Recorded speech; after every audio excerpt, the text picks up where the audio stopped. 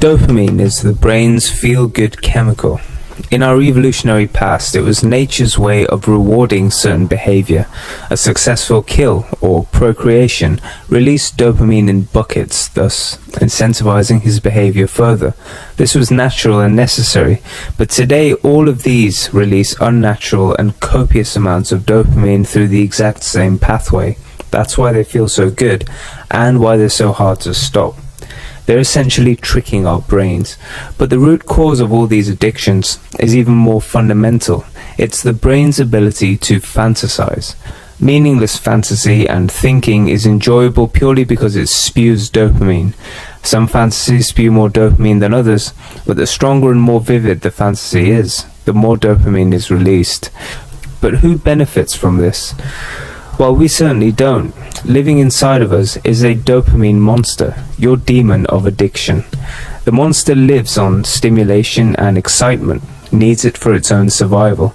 In many ways, it's your own worst enemy, the enemy of clarity and clear insight. It has a cunning intelligence of its own, and its agenda is to keep you trapped to meaningless dopamine drives. This way, it will get its fill while leaving you listless. Have you felt the insatiable need to watch TV for hours? That's the monster impelling you to do what he wants. Have you woken up at 3 a.m. to have a quick snack? There he is again, getting a feed. In fact, the monster in one person can literally sense it in another. It's a well-known fact that addicts somehow seek and find the company of other addicts.